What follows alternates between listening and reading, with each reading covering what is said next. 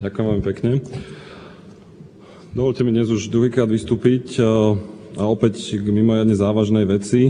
V každom prípade pána ministra nemožno zatiaľ obviniť, že by nám predkladal nejaké nepodstatné drobnosti. Takže dovolte mi vyjadriť sa k tomuto návrhu novely zákona a konkrétne k jednému a z môjho pohľadu jeho najdôležitejšiemu, ale bohužiaľ negatívnemu aspektu. A to je návrh, podľa ktorého vyšší územný celok bude všeobecne záväzným nariadením po prerokovaní v Krajskej rade pre odborné vzdelávanie určovať triedy, ktoré sa budú otvárať v danom kraji. A to teda aj pre verejné školy, aj pre cirkevné, aj pre súkromné. Tento návrh je z môjho pohľadu, akokoľvek znie na prvé počutie dobré, a v skutočnosti ani nie veľmi domyslený a je aj pomerne nebezpečný a pokúsim sa vysvetliť z tejto rozprave prečo.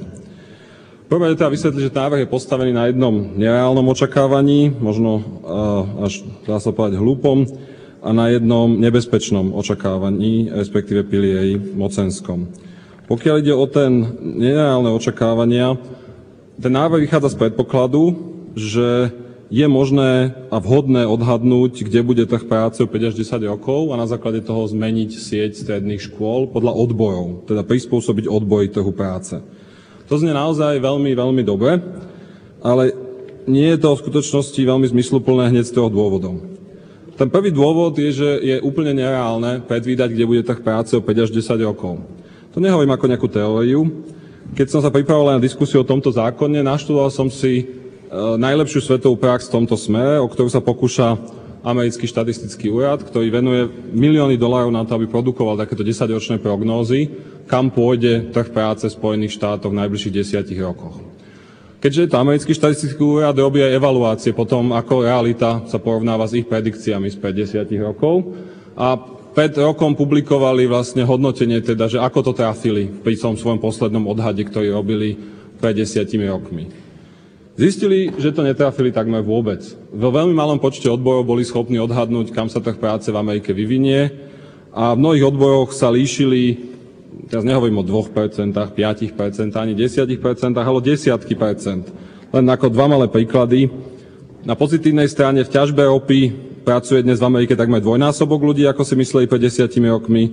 Naopak v odevnom a pletiarskom priemysle o 60 až 65% menej ľudí, ako si mysleli pred 10 rokmi. To je prosím pekne v situácii, kde jeden z najlepšie fungujúcich štatistických úradov na svete venoval milióny dolárov snahe to predvídať. Ale som si istý, že úradníci na našich vúckach to budú vedieť robiť o to lepšie a že oni sa mýliť nebudú.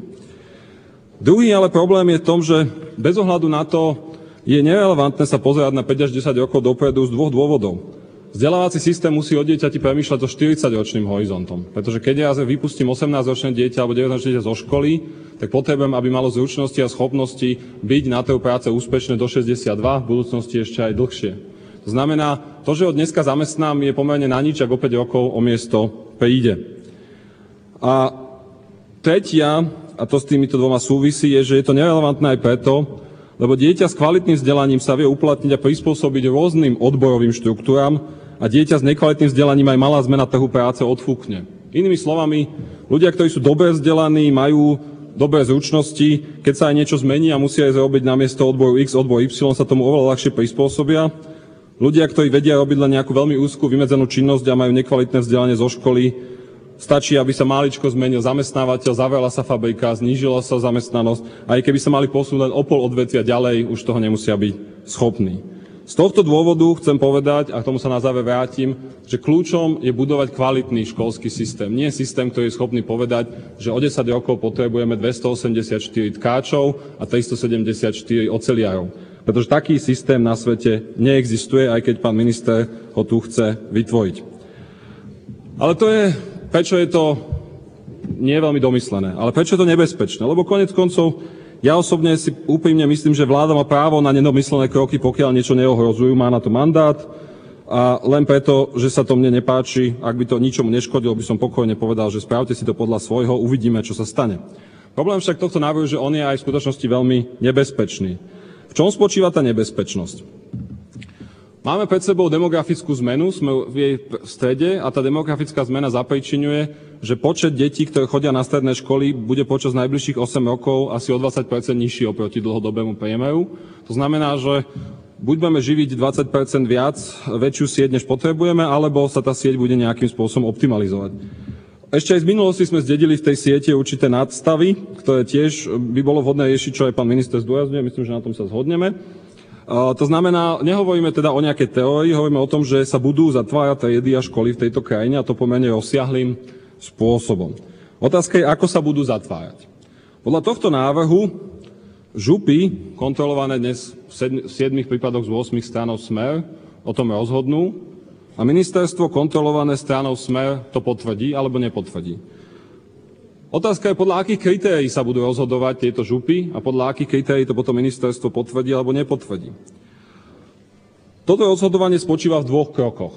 Jeden krok je určenie celkového množstva, to znamená, koľko tried v danej oblasti si kraj povie, že v tom kraji chce alebo nechce mať. Tam, ako som spomenul, je pomerne v skutočnosti ťažké prísť na to, že koľko trh práce potrebuje a malo by väčší zmysel ísť po kvalite, ale to je len prvý krok. Druhý krok, a ten je oveľa nebezpečnejší a podstatnejší, je, samozrejme je potrebné sa rozhodnúť, kto z tej hry pôjde von. To znamená, že povieme si, koľko miest, alebo kraj si povie, koľko miest chce, ale potom aj kraj povie, ak tých miest je menej, ako je dneska reálna kapacita, koho z tej siete vylúči. A tu dochádzame k zásadnému problému tohto návrhu, ktorým je kombinácia zásadného konfliktu záujmov vyšších územnosprávnych celkov s nedostatočným zázemím. Čo konkrétne mám na mysli?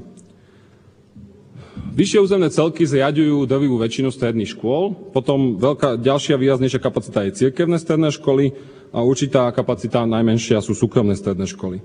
Keď sa vyšší územný celok bude rozhodovať, že potrebuje zavrieť alebo chce zavrieť x tried v nejakej oblasti a bude sa rozhodovať medzi svojimi a cudzími, tak chcem vidieť ten vyšší územný celok, ktorý bude primárne zatvárať svoje triedy. Ten konflikt záujmov je tam takmer neudržateľný, aj ten vnútorný tlak bude takmer neudržateľný. Čo to zhoršuje, je fakt, že v tom zákone a pri jeho uplatnení absolútne chýbajú objektívne kritériá na to, ako sa to má diať. To rozhodovanie, kto pôjde z kola von, keď už niekto z kola von v danom odbore ísť musí.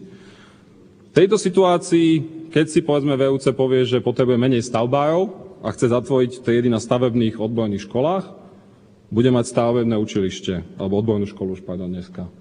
Verejnú, súkromnú, cirkevnú, no tipnime si, ktoré asi zavrie, keď už bude musieť nejakú zavrieť. A to je ten problém tohto zákona, že namiesto toho, aby sme jednak išli po kvalite a nie po odboroch, dávame právomoc bez kritérií tým, ktorí sú z definície v konflikte záujmov. Chcem zdôrazniť, že to nie je kritika vyšších územných celkov. Oni nie sú v tom konflikte záujmov, pretože by boli nejakí zlí. Naopak, čím viac sa o tú svoju doterajšiu sieť starali, čím viac o nej uvažujú, čím viac na nej pracujú, o to úprimnejšie sú určite presvedčení, že to je to najlepšie a o to viac sú nabrúsení na tú súkromnú cirkevnú sieť. To znamená, že ten konflikt záujmov naozaj prirodzene vyplýva práve z toho ich zásadného zástoja v školstve. A tak ako vy ste asi nežiadali niekoho, koho dcera súťaží v nejakej súťaži, to je úplne jedno akej, aby on hodnotil a porovnával ju s ďalšími dvoma súťažiacimi a potom rozhodol, kto najkrajšie krásou korčuloval, tak asi ťažko môžeme žiadať vyšší územný celok, aby rozhodol, ktorá trieda je najlepšia, ktorá najhoršia, ak jedna je jeho a ostatná a tie druhá jeho nie je. To je základný problém, na ktorý ministerstvo žiadnu odpoveď zatiaľ neponúklo. Myslím si, že je aj lepšia alternatíva, a to je naozaj ísť po kvalite a ísť cestou objektívnych kritérií. Dnes už nie sme v situácii ako pred 12 rokmi, keď sme nemali dáta. Dnes máme Monitor 9, dnes máme maturitu, vďaka, treba povedať, všetkým vládam, ktoré tu boli za posledných 10 rokov alebo 12. Vieme zmerať nielen výsledky stredných škôl, ale často vieme zmerať aj pridanú hodnotu tých škôl, to znamená, nebudeme diskriminovať tie školy, ktoré berú slabších študentov, ale potom z nich niečo urobia. Máme štátnu školskú inšpekciu, ktorá má svoje určite muchy, ale napriek tomu produkuje veľa cenných zistení. A máme koniec koncov aj štatistiky o uplatnení na trhu práce, ale aj uplatnení na vysokých školách. Každý z týchto údajov má svoje chybičky a voči každému sa namietať. A myslím si, že spolu ponúkajú oveľa silnejšiu schopnosť hodnotiť, ktorá škola má zostať v hre a ktorá škola v hre zostať nemá, ktorú triedu treba zavrieť a ktorú rozšíriť. ako rozhodovanie vyšších územných celkov v tom, ako som už spomenul, neriešiteľnom konflikte záujmov. Preto si dovolím vysloviť zásadný nesúhlas s prístupom ministerstva a apelovať na vás všetkých, aby sme buď tento zákon teda neschválili, alebo ho v druhom čítaní zmenili týmto smerom. Ďakujem veľmi pekne.